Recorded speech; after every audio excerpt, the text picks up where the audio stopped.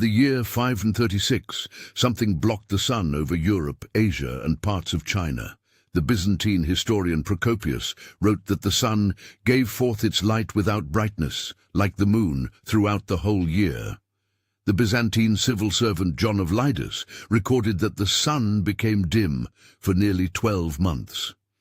Ice core records analyzed in the 21st century suggest a massive volcanic eruption filled the upper atmosphere with enough particulate matter to reduce global temperatures by as much as 2 degrees Celsius for 18 months.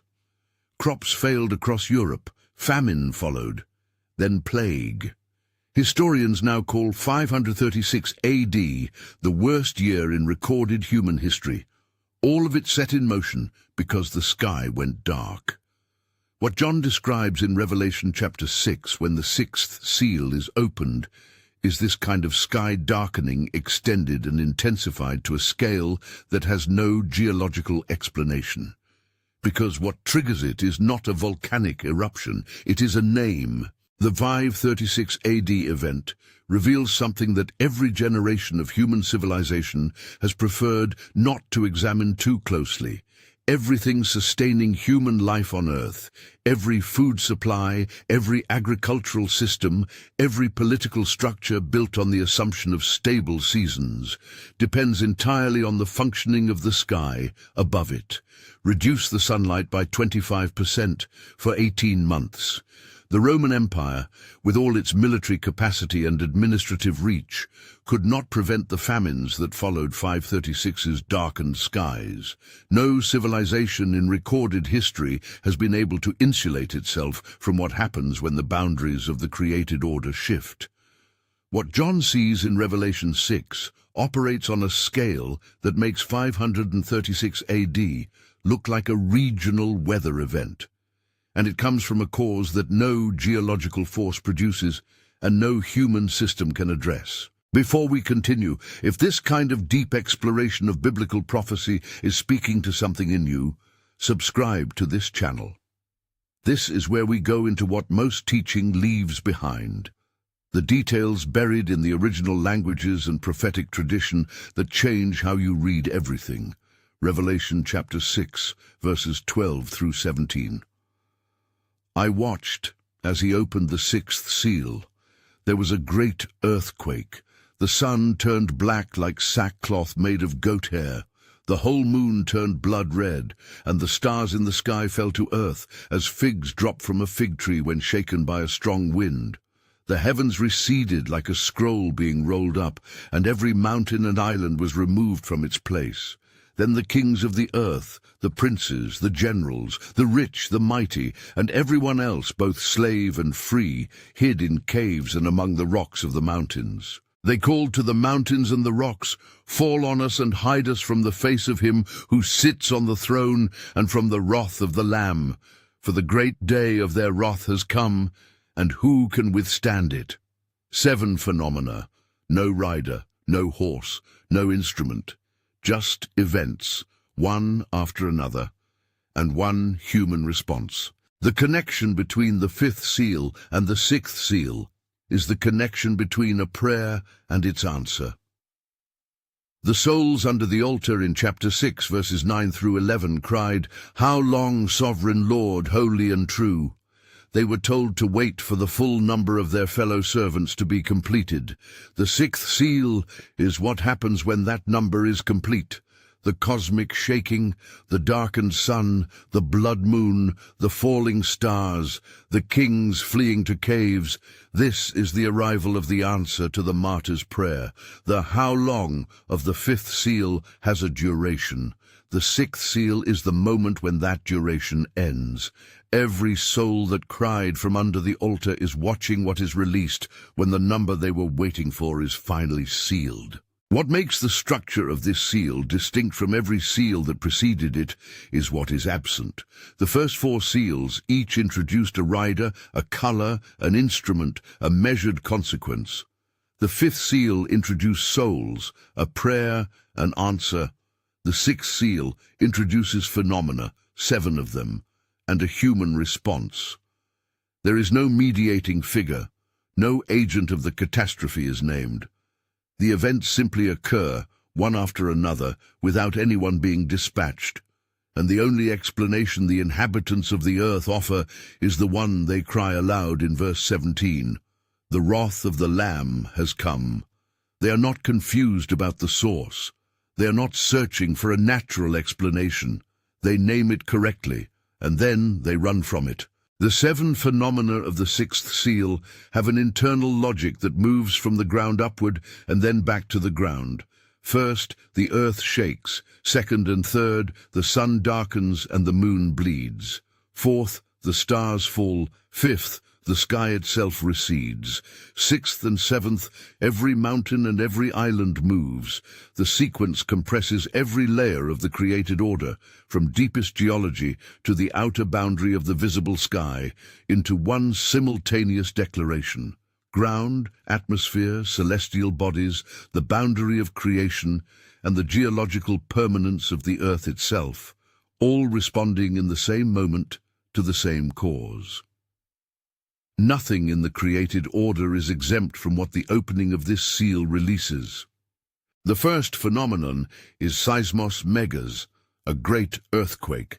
The Greek seismos is the root of the English word seismic, but the seismos of the sixth seal is described without a geographic qualifier.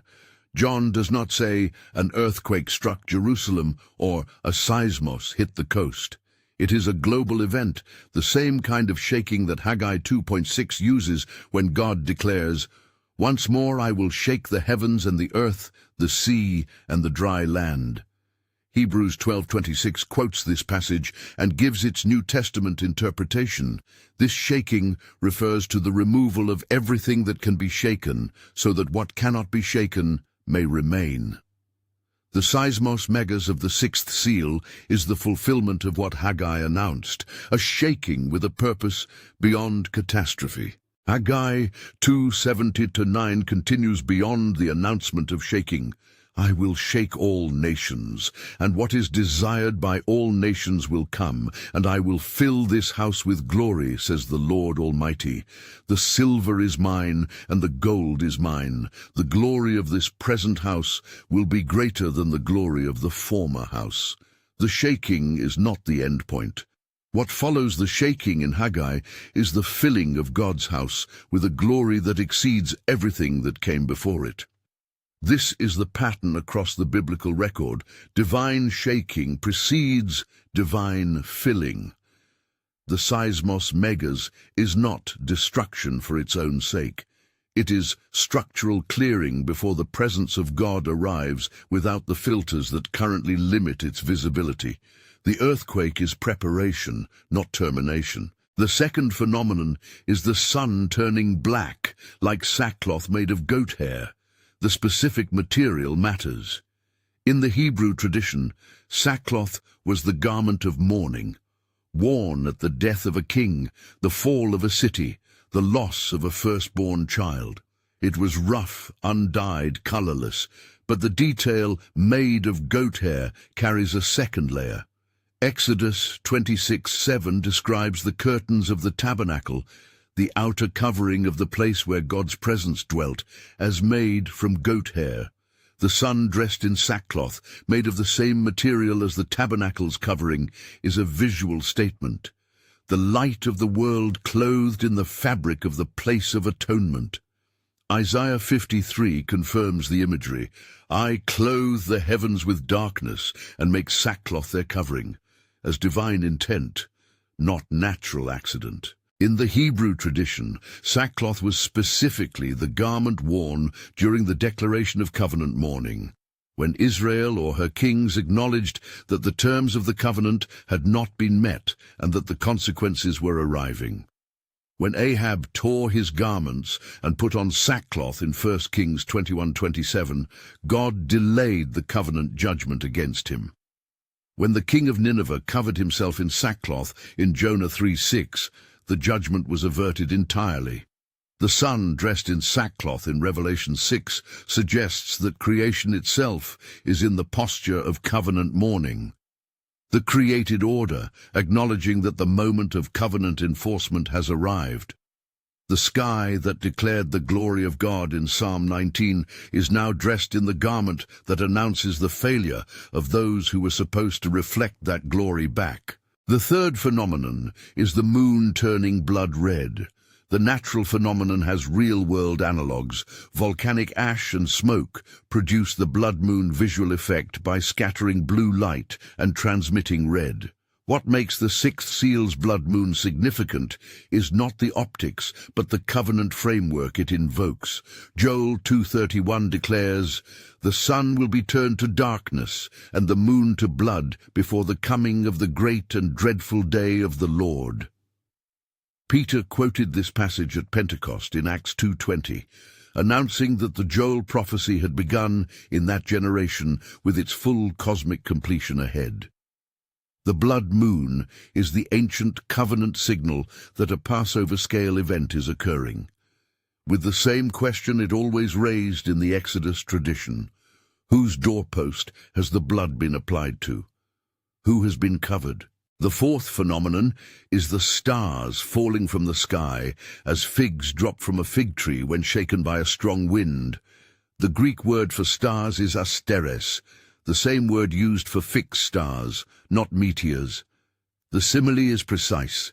An unripe fig has not completed its natural cycle. When a strong wind shakes the tree before the figs are ready, they drop prematurely, interrupted. The same language appears in Isaiah 34:4.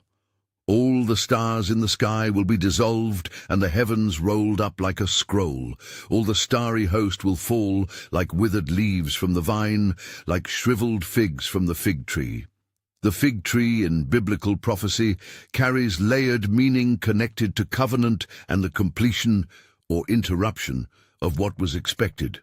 The falling stars are the sign of a change of age, not merely a change of weather. Zephaniah 1:14-18 describes the same day with a specificity that makes the sixth seal's imagery feel less like apocalyptic poetry and more like a technical document. The great day of the Lord is near and coming quickly. The cry on the day of the Lord is bitter. The mighty warrior shouts his battle cry. That day will be a day of wrath, a day of distress and anguish, a day of trouble and ruin, a day of darkness and gloom, a day of clouds and thick darkness. Zephaniah wrote approximately 630 years before John received the revelation on Patmos. The 7th century prophet and the 1st century apostle are describing the same event with the same vocabulary. This is not because they borrowed from each other. It is because they were both reading the same divine calendar. One from the near edge of it, the other from deep inside the scroll. Write in the comments right now, "God sees me." That is a declaration that God sees you in this exact moment, wherever you are watching from, whatever you are carrying. The sixth seal cannot change that. The blood moon as a Passover signal carries a weight that is easy to miss when reading Revelation in isolation from the Torah. In Exodus 12, the blood on the doorposts was the mark that determined whose firstborn was protected when the angel of death passed through Egypt. The moon turning to blood in Joel's prophecy and in Revelation 6 invokes the same question the original Passover asked: whose doorpost has been covered? The sealed believers of Revelation 7 are the people whose threshold has been covered by the blood of the Lamb. The kings and generals hiding in caves are those whose doorposts were left unmarked, not because the offer was unavailable, but because the covering was declined.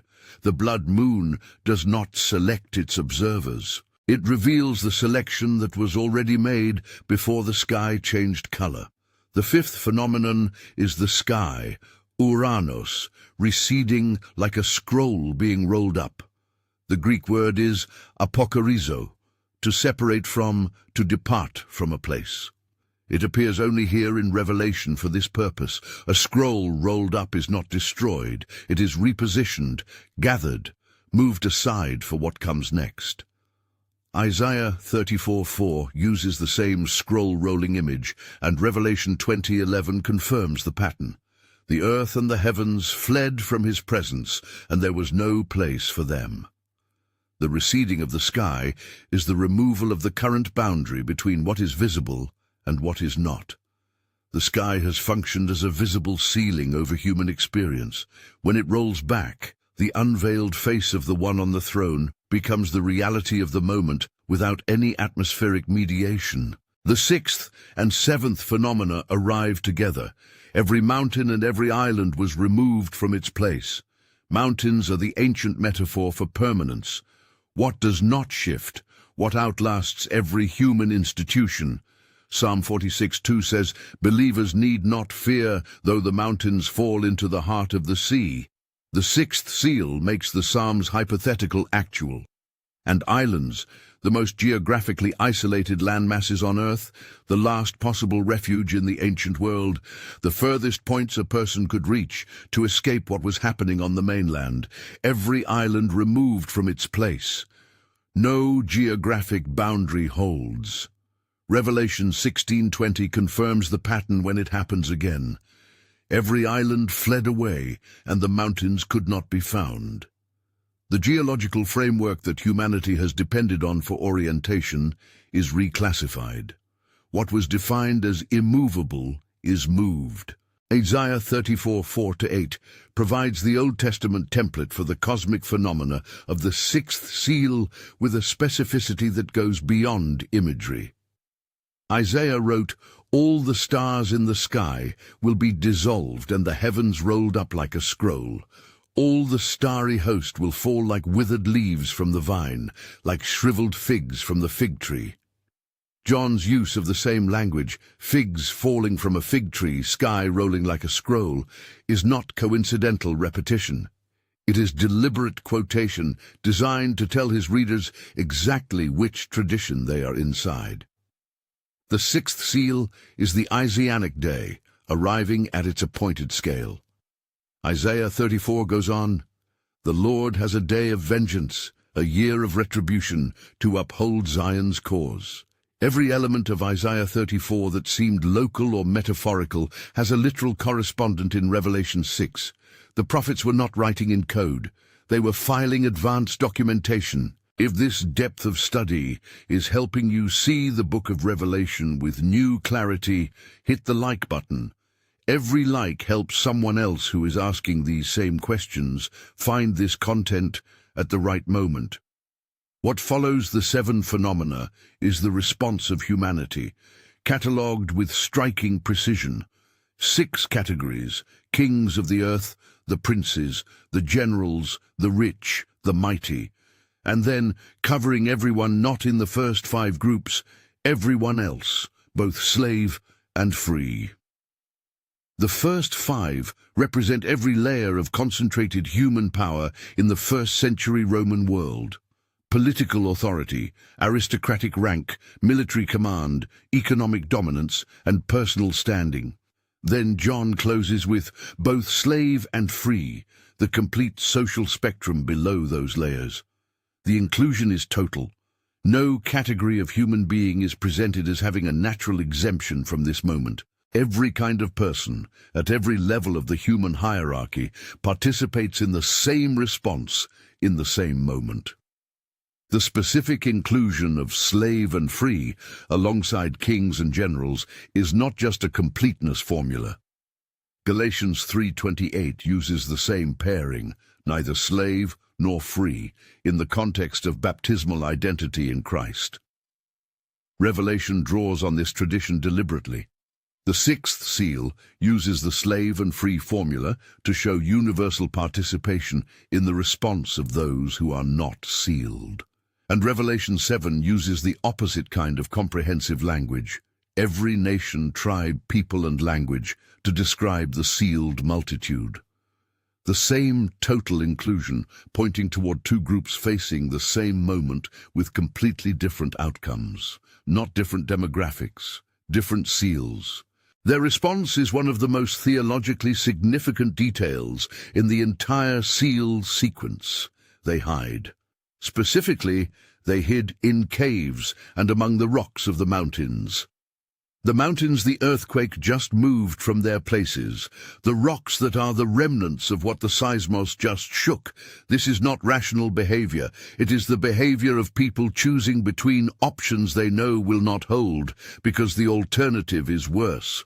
Isaiah 2:10-19 already described this exact scene. Go into the rocks, hide in the ground from the fearful presence of the Lord and the splendor of his majesty.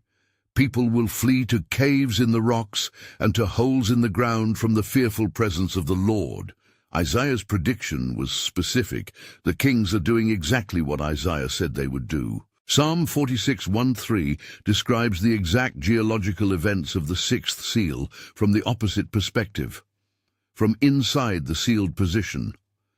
God is our refuge and strength, an ever-present help in trouble. Therefore, we will not fear, though the earth give way, and the mountains fall into the heart of the sea, though its waters roar and foam, and the mountains quake with their surging. The psalmist is not describing a hypothetical. He is describing the conditions of the sixth seal, specifically, earth giving way, mountains falling into the sea, and declaring that those inside the refuge of God's presence do not fear this when it arrives. The people hiding in caves in Revelation 6 tried to build what the psalmist already had. The difference is not geography. Both groups are in a world with moving mountains. One group built their stability before the mountains moved. The other group never did. And if you're ready to go deeper in this biblical study than any single video can take you, check the first pinned comment. I left something there for you. The phrase, wrath of the Lamb, orge tu arniou in Greek, is one of the most unexpected phrases in the entire New Testament.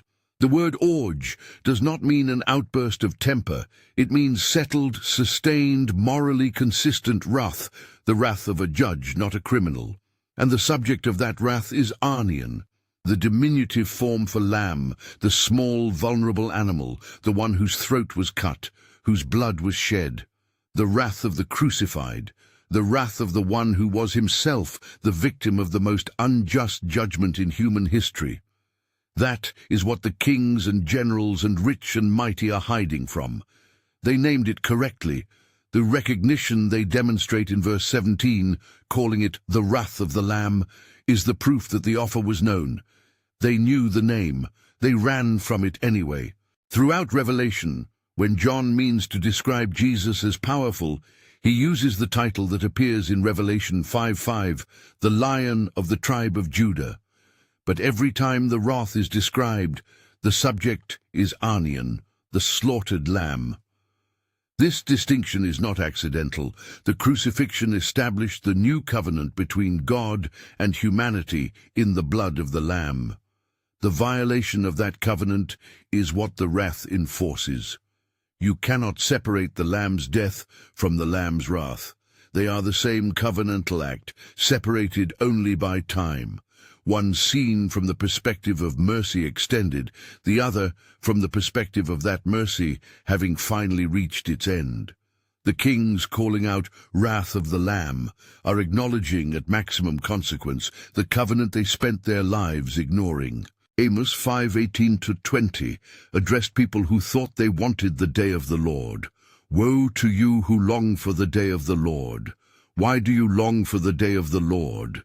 That day will be darkness, not light.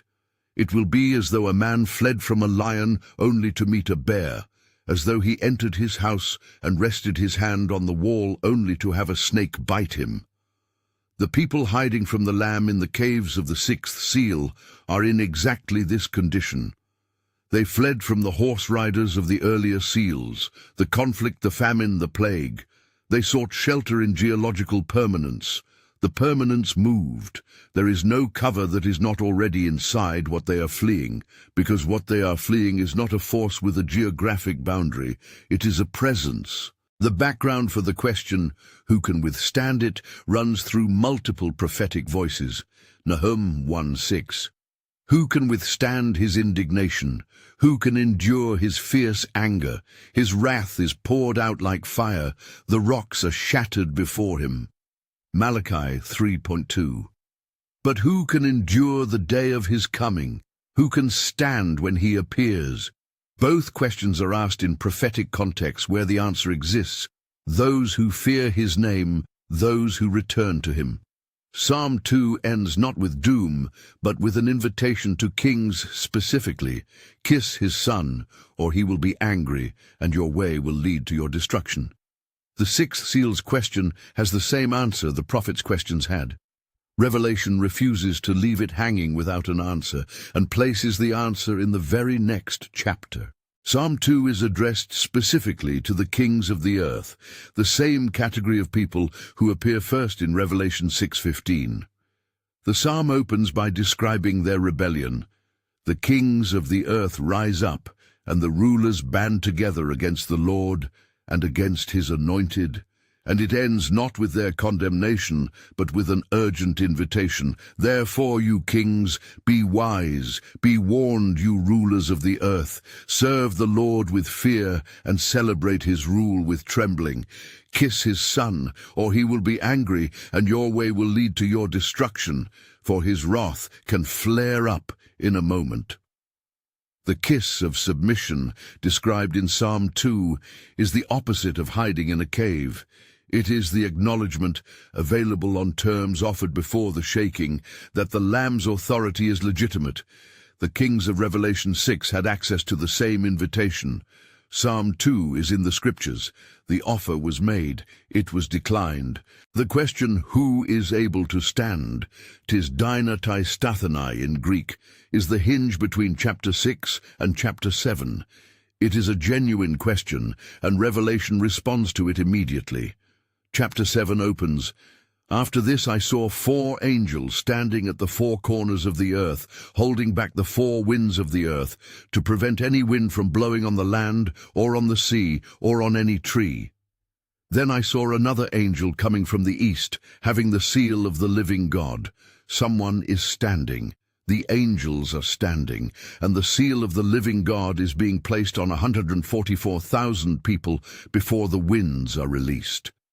The answer to who can stand is those who bear the Lamb's own seal, those for whom the winds of the 6th seal are being held back, while the entire created order shakes around them.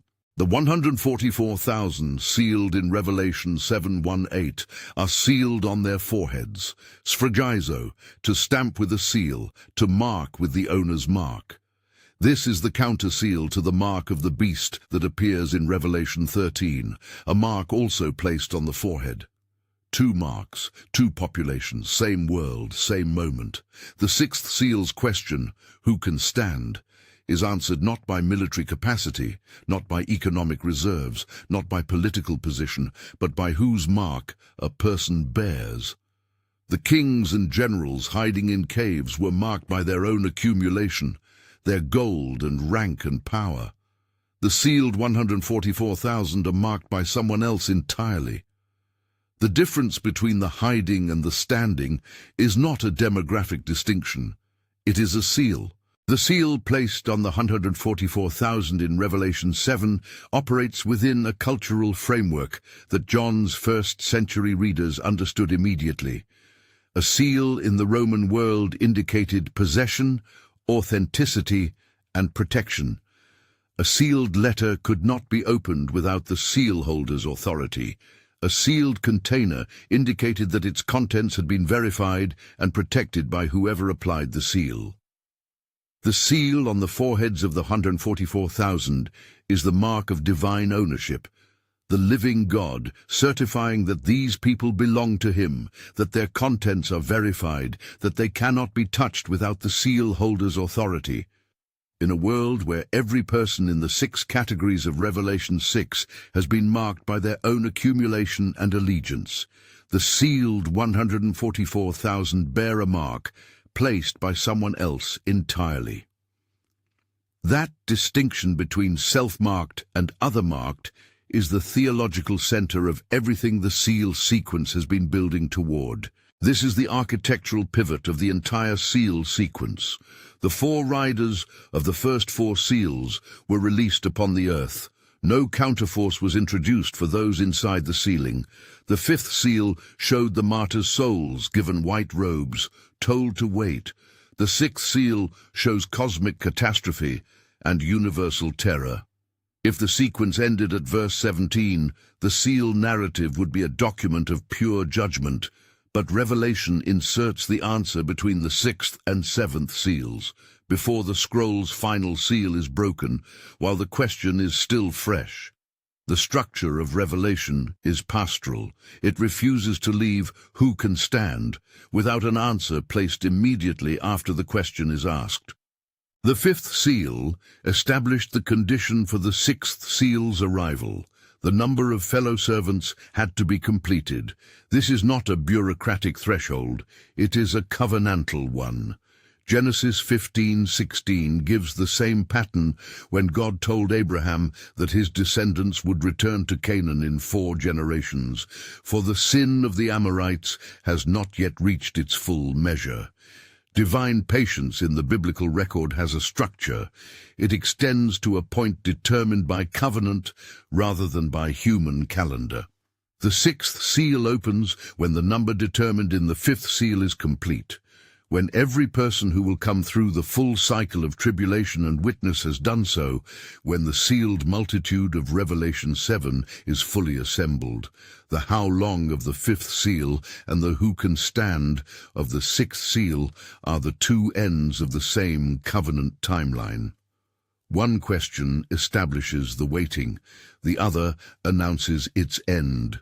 Matthew chapter 24 verses 29 through 31 records Jesus describing the sixth seal cosmic signs directly. Immediately after the distress of those days, the sun will be darkened, and the moon will not give its light.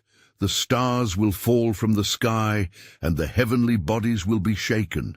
Then will appear the sign of the Son of Man in heaven, and then all the peoples of the earth will mourn when they see the Son of Man coming on the clouds of heaven with power and great glory. And he will send his angels with a loud trumpet call, and they will gather his elect from the 4 winds, from one end of the heavens to the other. The peoples mourning in Matthew 24 are the same people hiding in Revelation 6. The angels gathering the elect in Matthew 24 are the angels holding the winds in Revelation 7. 2 things happen simultaneously in the same moment: gathering and mourning. Ezekiel 9:4 records a precedent for the sealed protection that Revelation 7 describes. God instructed the prophet, "Go throughout the city of Jerusalem and put a mark on the foreheads of those who grieve and lament over all the detestable things that are done in it." The Hebrew word translated mark is tor, the last letter of the Hebrew alphabet, written in ancient script as a cross-shaped mark. The sealed people of Ezekiel 9 were in the city during the judgment, not removed from it beforehand. They were marked within it, and they survived within it. The architecture of Revelation 7 follows the same pattern. The answer to "who can stand" is answered with a mark on the forehead, not a removal from the theater of events. Sealed within, standing within, protected within the very moment that is displacing everything else. Hebrews 12:25-29 provides the interpretive key for what the sixth seal's cosmic shaking means theologically. At that time his voice shook the earth, but now he has promised, "Once more I will shake not only the earth, but also the heavens." The words "once more" indicate the removing of what can be shaken, that is, created things, so that what cannot be shaken may remain. Therefore, since we are receiving a kingdom that cannot be shaken, let us be thankful, and so worship God acceptably, with reverence and awe, for our God is a consuming fire. The shaking removes what was always temporary. What remains after the seismos is what was never temporary to begin with: the sealed kingdom, the sealed people, the white robes that neither death nor earthquake can take. The sixth seal reveals what holds when everything else stops holding. The contrast Hebrews 12:28 establishes is not primarily about judgment. It is about inheritance. We are receiving a kingdom that cannot be shaken. Paralambonontes basilean asaleutan, present tense, ongoing reception. The kingdom that cannot be shaken is not a future state to be entered after the shaking. It is being received now, in the time before the sixth seal, by those who are building their lives on it. The kings and generals hiding in the caves of Revelation 6 built their lives on kingdoms that could be shaken, and the sixth seal proves the wisdom of the foundation assessment. Hebrews 12:28 is not comfort delivered after the earthquake. It is architectural counsel delivered before it. The person who receives this unshakable kingdom now, in ordinary time, is the person who will still be standing when every other structure in the 6 categories of Revelation 6 is looking for a cave. Daniel chapter 2 verse 44 gives the picture of what replaces what the shaking removes. In the time of those kings, the God of heaven will set up a kingdom that will never be destroyed, nor will it be left to another people.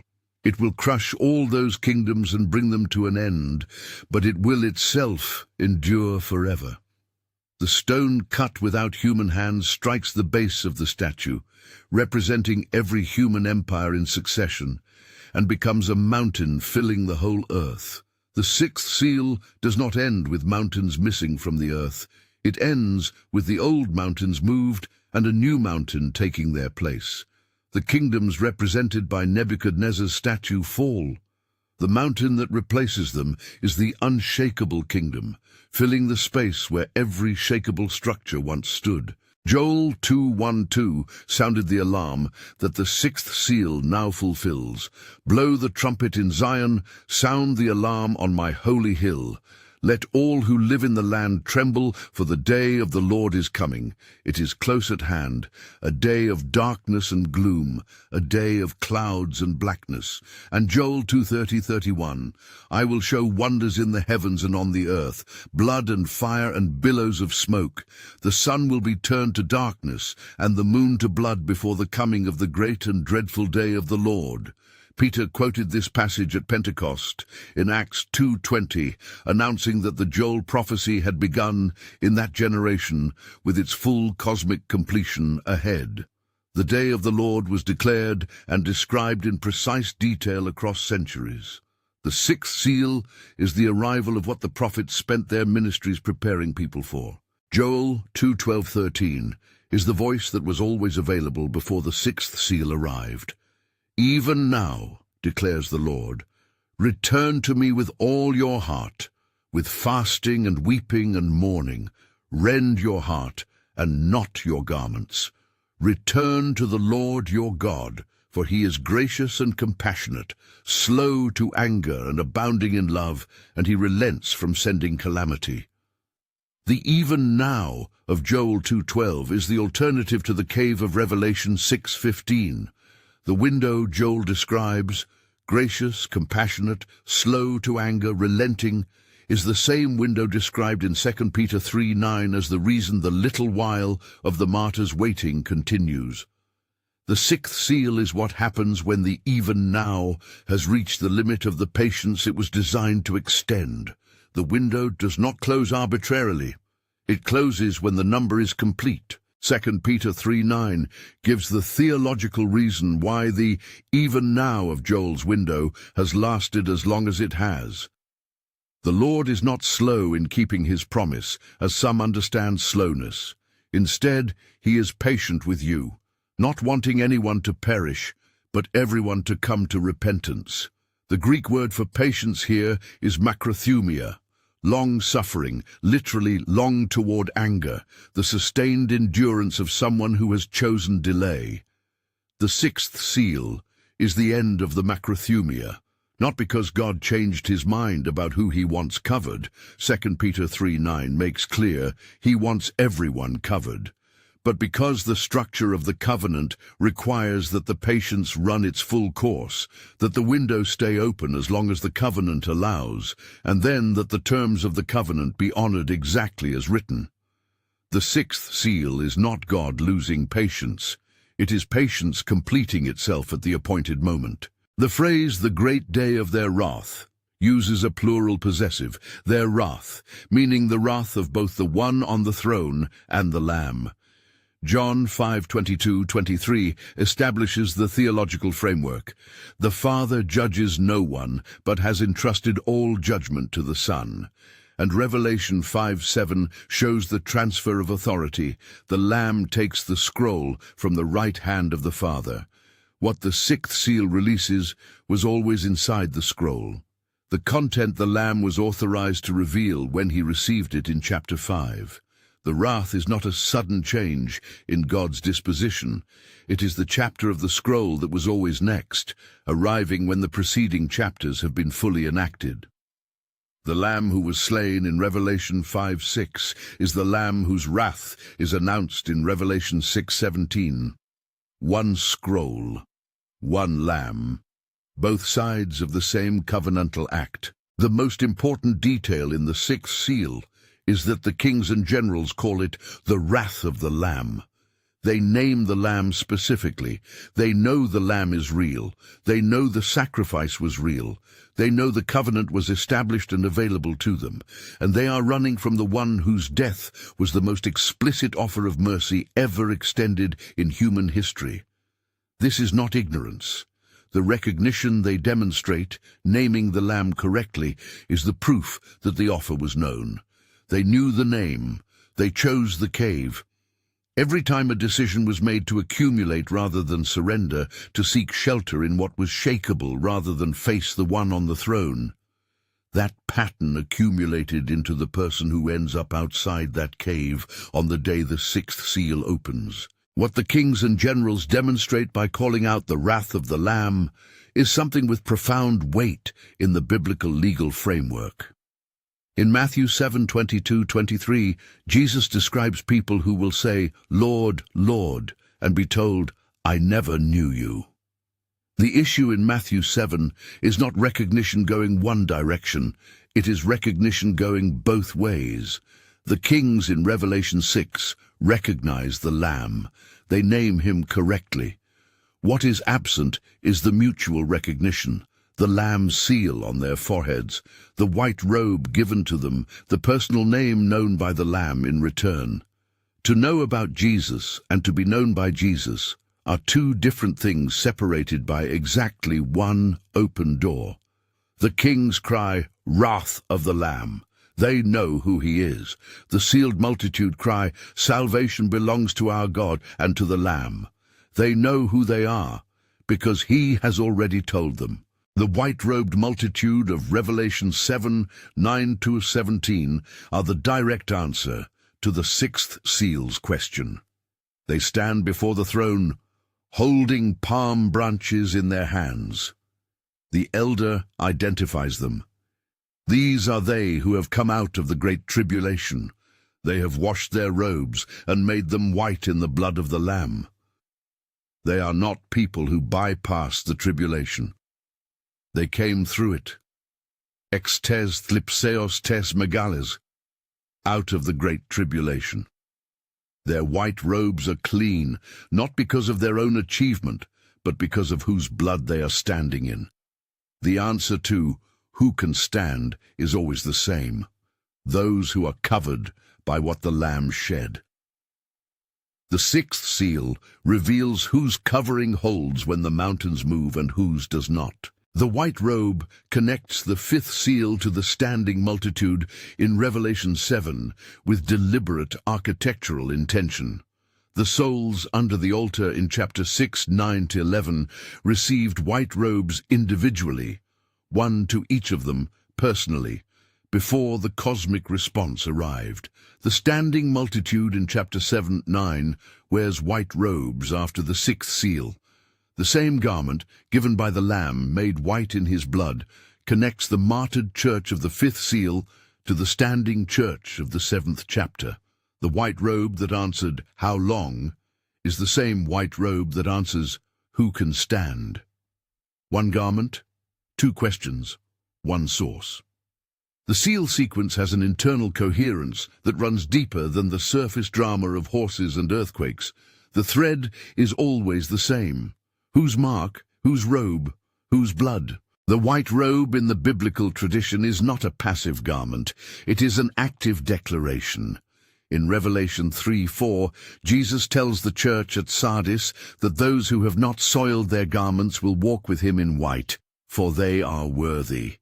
The worthiness is not earned by achievement, it is maintained by relationship. The garment is given, what the person does is wear it or soil it.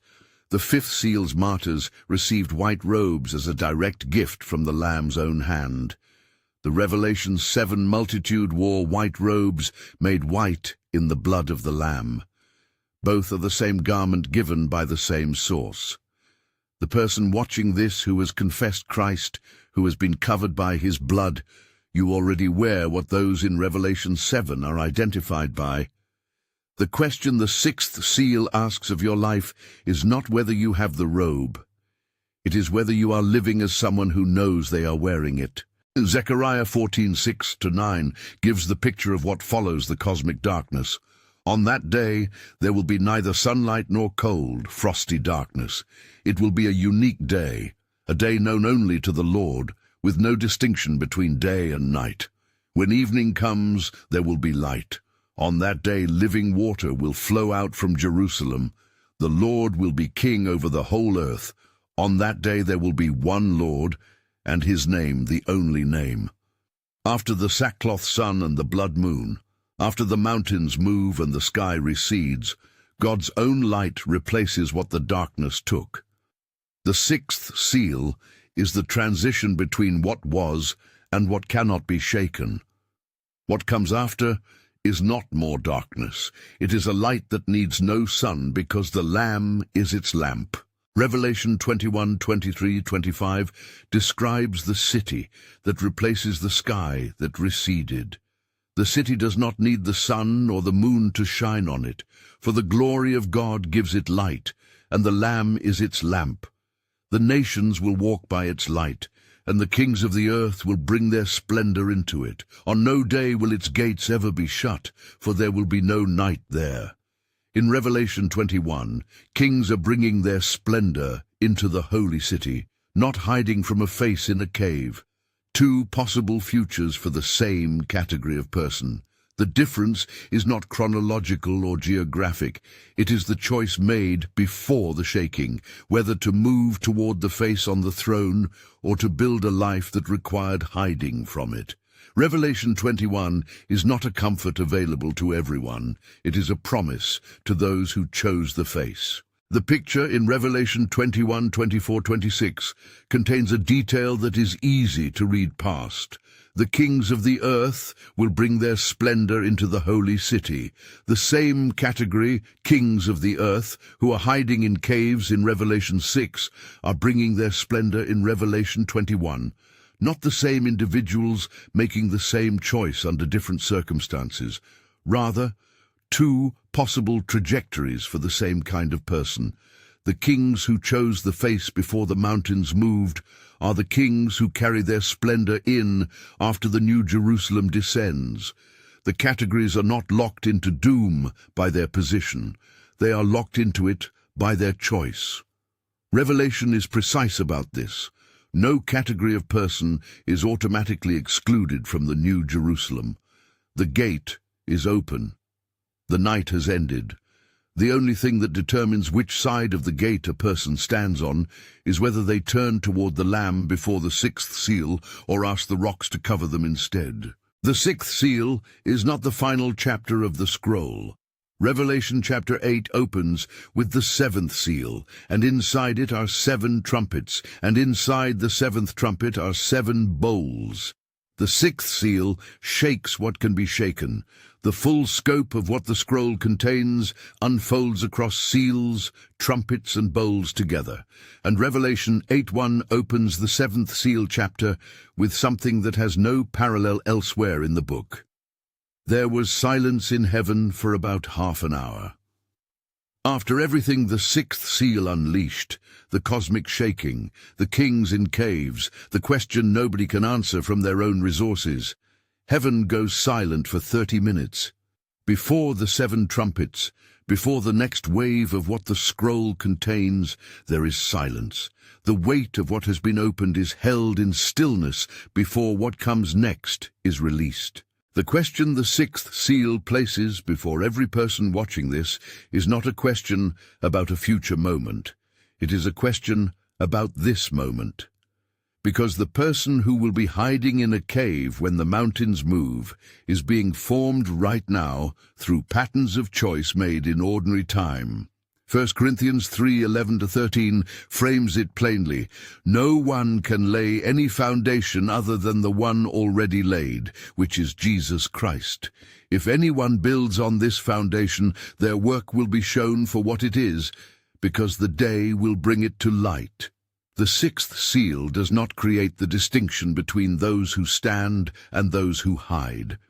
It reveals a distinction that was built over decades of accumulated decisions about whose name was worth living toward and whose face was worth moving toward. James 1:2-4 frames the formation process that leads to standing rather than hiding.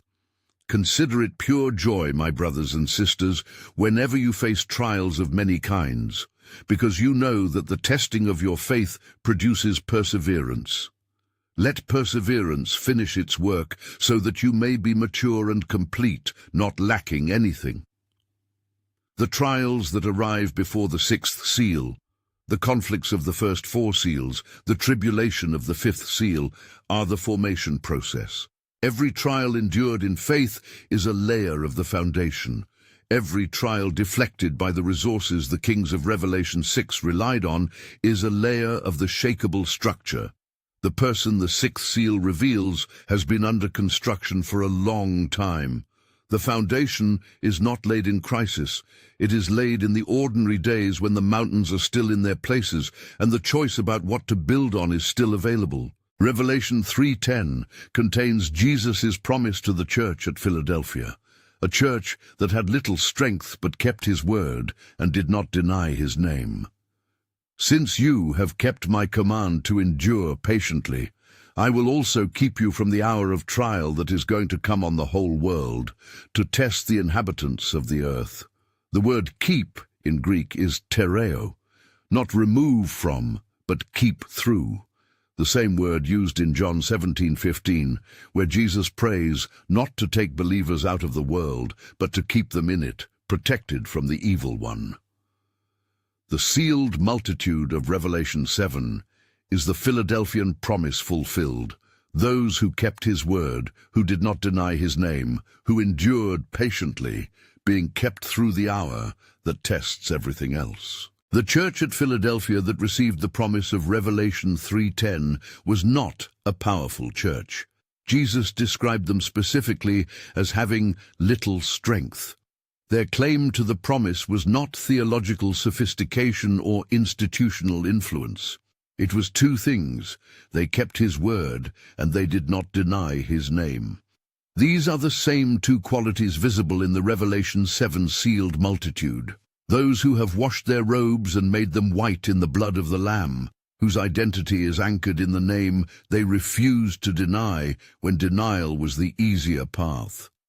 The sixth seal does not ask how much theological knowledge a person carries.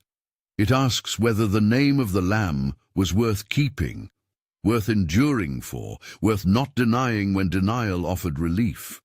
Philadelphia kept the word and held the name in little strength faith. That is what stands when the mountains no longer do. Revelation 3:20 stands at the opposite end of the spectrum from the hiding kings of Revelation 6. Here I am. I stand at the door and knock. If anyone hears my voice and opens the door, I will come in and eat with that person, and they with me. The kings hiding in caves are the people who heard the knock and built a different shelter. The sealed multitude standing before the throne are the people who opened the door before the mountains moved. The invitation in Revelation 3:20 is addressed to churches, people who know the name, who are near the truth, who have heard the knock. The question is not whether the knock happened. The question is whether the door was opened. That is the decision that produces the white robe or the cave, visible in its full consequence on the day the sixth seal opens. The book of Revelation does not close with the sixth seal. It closes with Revelation 22:17. The Spirit and the bride say, "Come." And let the one who hears say, "Come." Let the one who is thirsty come, and let the one who wishes take the free gift of the water of life. The last word of the prophetic narrative is an invitation, not a verdict. The sixth seal is the event that makes visible what was always true, whose name holds, whose seal protects, whose blood covers. But the book that contains the sixth seal ends with an open door, an open gate, a free gift. The same book that shows kings hiding in caves shows the Spirit and the bride calling, "Come." That call is still active right now. The "even now" of Joel, the knock of Revelation 3:20, the "come" of Revelation 22, they are the same voice, and it is speaking in this moment. If you are still here, write in the comments, "Jesus, I trust you." That is the answer the sixth seal is looking for. Not panic, not hiding, not asking rocks to fall on you. Just trust in the name that the kings in Revelation 6 knew and ran from. I have placed another video on your screen right now, your next step on this journey. Thank you for watching, and I will see you in the next video.